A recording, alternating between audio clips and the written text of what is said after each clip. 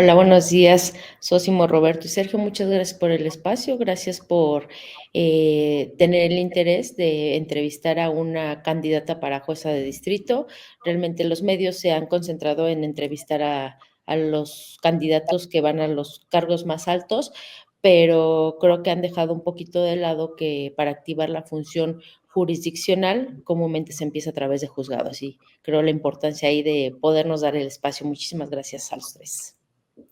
Pues qué gusto saludarla, maestra. Soy Sósimo Camacho. Le doy la bienvenida también a esta emisión. Preguntarle, ¿por qué es importante que la población participe en esta elección para elegir a los jueces, a los juezas? Porque se puede saber incluso hasta un poco más de atribuciones, de funciones que puede tener un ministro, pero no un juez. En términos generales, a mí como ciudadano, ¿en qué me va a beneficiar? Vamos a ponerlo en esa manera, que participe en esta elección y que pueda yo elegir a los propios jueces o juezas. ¿Qué funciones tienen y cómo va a impactar a mí, al ciudadano de a pie? Ok. Mira, para empezar, la importancia de poder participar en este proceso de elección radica esencialmente en que la sociedad ya estaba cansada, tenía un hartazgo social de las prácticas tediosas, las prácticas pausadas que estaba realizando los diversos titulares de los órganos jurisdiccionales, empezando por jueces, magistrados y, bueno, incluso también ministros. La reforma lo que intenta es no nada más dar una justicia pronta, expedita, sino también una justicia social, una justicia que entienda el contexto social que vive el país, que vive cierta sociedad, que no vea a las personas como solo expedientes, sino que vea a las personas como proyectos de vida que cuando tú juzgues estarás afectando para bien o para mal un proyecto de vida. Un proyecto de vida que no nada más va a ser personal, que va a impactar a nivel familiar e incluso a nivel sociedad, comunidad, si hablamos de alguna sociedad, organización civil, organización social, va a afectar a muchísimo, ¿no? Para bien o para mal. ¿Por qué es importante la participación de todos nosotros? Porque a mí también me va a tocar votar, independientemente de que yo soy candidata, justamente para darle la oportunidad a los perfiles que tenemos una lucha social detrás y que podemos llevarlo a una justicia. No nada más, porque recuerdo mucho que hay candidatos y que anteriormente, cuando estaba todo la cuestión del paro y que actualmente lo siguen diciendo, es que el Poder Judicial merece ser nada más por personas que han hecho carrera judicial. No, no merecen eso, porque entonces no entienden que afuera de juzgados, afuera de órganos jurisdiccionales, hay todo un contexto que no están visualizando, que ellos nada más lo ven en hojas y en líneas escritas. Entonces, la importancia es darles a entender, es que ellos salgan, como estamos saliendo ahorita, que salgamos a conocer todo lo que se vive fuera. Gracias, maestra Luisa Amanda Rivero. La saluda con gusto Sergio Guzmán. De verdad, un gusto conocerla y tenerla aquí en Luces Mañaneras. También qué gusto que sea usted egresada de Acatlán. Un gusto porque yo también soy egresado de Acatlán, de la UNAM. Y yo quiero preguntarle, en este sentido, ¿qué tan difícil le ha sido para usted llegarle a la gente, a la ciudadanía, que conozcan sus propuestas en esta campaña y cómo hacerle para que la gente se involucre y se interese más en la elección de jueces y juezas de distrito? La realidad es que para mí, bueno, mi trayectoria va desde que tenía yo 17 años, actualmente tengo 36, bueno, el 16 de mayo cumplo 36. Desde los 17 años me empecé a involucrar en el litigio privado de la firma Rivero y Asociados, donde el titular de esa firma es el abogado Leonel Rivero. Bueno, nuestra firma siempre se ha caracterizado por apoyar causas sociales, por representar a víctimas de violaciones graves a derechos humanos.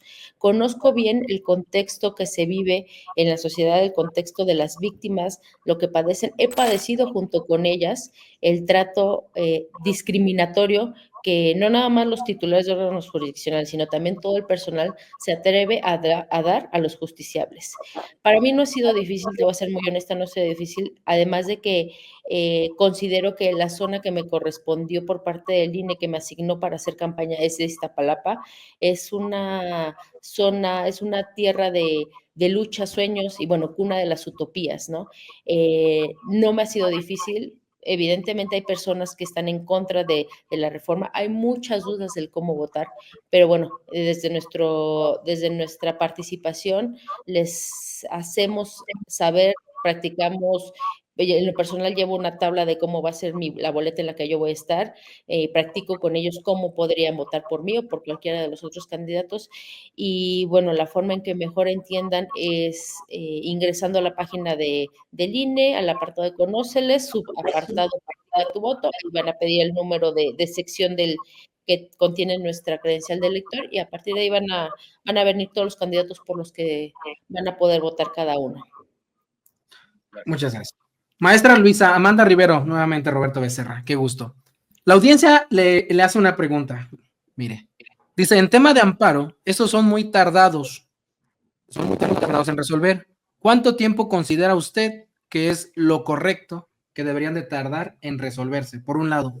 Y por el otro, ¿usted en qué concepto tiene a la actual ministra presidenta Norma Piña respecto a su posición o posicionamiento de la reforma judicial? Esas dos cosas, maestra. Gracias. Mira, la ley marca que se tiene aproximadamente 3 meses para resolver.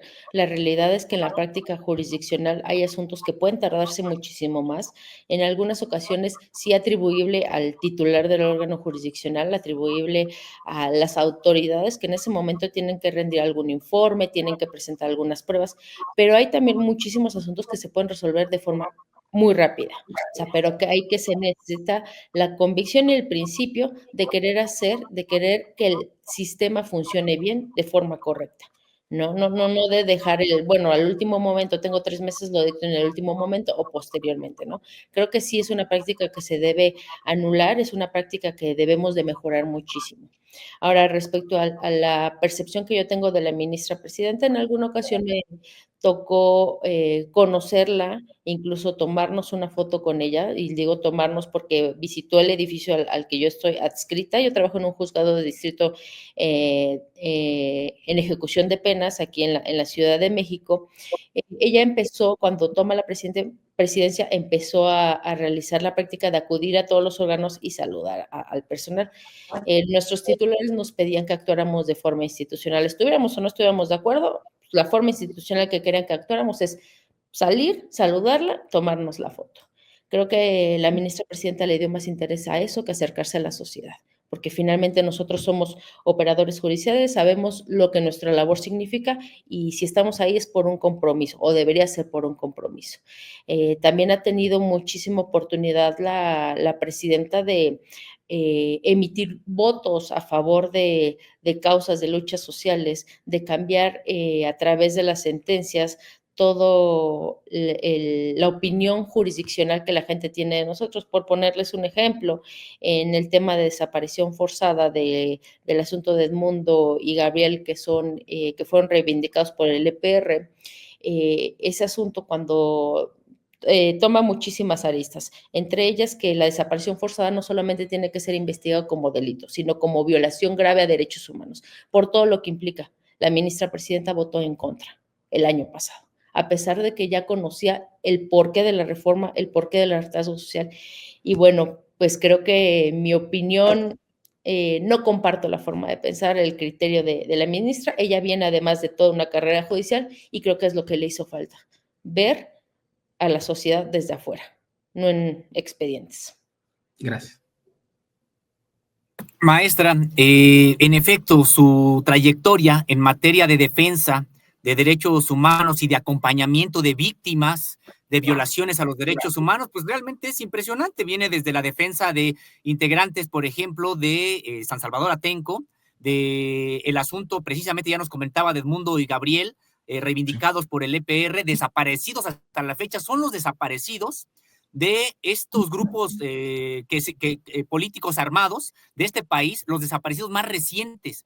Es decir, durante el sexenio de Felipe Calderón fueron los que se desaparecieron con estas características y que viene también de defender, por ejemplo, el asunto de Nestora Salgado y tantos otros que podemos estar enumerando, precisamente siempre vinculada al asunto de los derechos humanos y muchas veces enfrentada al Poder Judicial por los criterios que siempre estuvieron prevaleciendo en este Poder Judicial. Hoy tiene usted la oportunidad de acceder mediante un proceso electoral a el cargo de jueza, y en ese sentido su reflexión sobre si hay una oportunidad real de que defensores de derechos humanos que siempre criticaron al Poder Judicial y que se enfrentaron a él, hoy puedan en realidad transformarlo y pues hacer un nuevo Poder Judicial, decíamos, bajo los criterios de la defensa de los derechos humanos.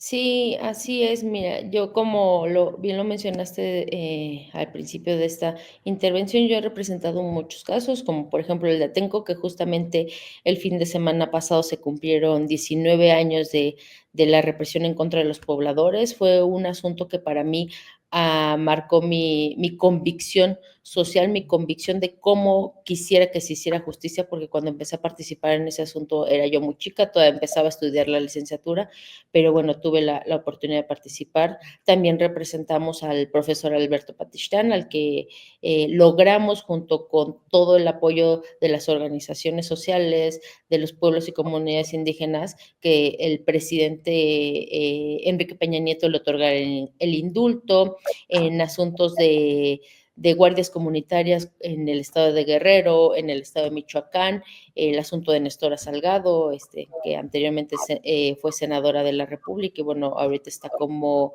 visitadora de la CNDH, y efectivamente el asunto de Edmundo y Gabriel. Yo sí creo que podemos llevar al Poder Judicial una ideología diferente a la que no te podré decir que todo mundo lo hace de forma legal sin proteger derechos humanos. Creo que hay mucha gente que puede ser salvable, que realmente merece seguir en Poder Judicial, que tiene la convicción de hacer las cosas bien, de proteger a las personas, porque te voy a hablar del derecho penal. El derecho penal no solo es castigar, también es ver, proteger y escuchar a las personas. Creo que sí podemos hacer la diferencia, creo que podemos demostrar que hay una forma diferente de hacer justicia, y yo estoy comprometida con eso, porque lo hice en el pasado, lo estoy haciendo ahora y lo pretendo seguir haciendo en el futuro. Gracias. Maestra, yo por último, de mi parte, le quiero preguntar rápidamente, si bien hay muchos aspectos que mejorar del actual Poder Judicial como lo conocemos hasta ahora y cómo ha funcionado, ¿qué en específico, qué punto en especial usted diría que es lo que más urge mejorar en el Poder? Urge mejorar la corrupción, el nepotismo, que nepotismo también es corrupción, las malas prácticas, porque si como titular no atiendes las carencias de tu personal, si no eres capaz de escuchar al personal que está a tu cargo, evidentemente no vas a ser capaz de abrirle las puertas a la persona que busca justicia. Eso es lo que el Poder Judicial merece, lo que la sociedad merece el Poder Judicial, un acceso libre, no a la justicia, sino a la persona juzgadora, que pueda expresarle directamente su sentir, su pensar, y bueno, a partir de eso, darle la razón o no, pero realmente con una visión clara y con oídos abiertos. Gracias. Perfecto. Pues maestra Luisa, perdón, Luisa Amanda Rivero, ahora preséntese, ahora, qué número es, en qué boleta está, todo suyo, los micrófonos y la cámara. Adelante. Muchas gracias. Bueno, soy Luisa Amanda Rivero Espinosa, estoy con el número 11 en la boleta amarilla, voy a ser votada por la mayor parte de Iztapalapa, aquí en la Ciudad de México. Mi cargo sería para jueza de distrito en materia penal. Quiero dejar muy establecido que yo me postulo en los tres poderes, en el Ejecutivo no se me consideró, en el Legislativo no pasé la tómbola, y en el Judicial, aunque no se me consideró al inicio, que también resulta algo absurdo, porque las razones fueron que no había adjuntado mi título y cédula de la maestría, lo cual sí hice, lo impugné ante el INE me da la razón un día antes de la tómbola, ordena bueno, en ese caso al Senado, porque ya sabemos cómo se suscitó toda esta cuestión, ordena al Senado que me incluya en las listas, y es ahí cuando salgo en la insaculación, ¿no? Se me hace absurdo porque pues si tienes un comité de un poder judicial que se supone que tiene que revisar bien y diga que no adjunté unos documentos que evidentemente estaban ahí, bueno, pues es algo más que no se me hace raro, ¿no? Absurdo sí, pero raro no. Bueno, estoy, como lo decía, con el número 11, boleta amarilla, Distrito Judicial 1, Iztapalapa, en Ciudad de México.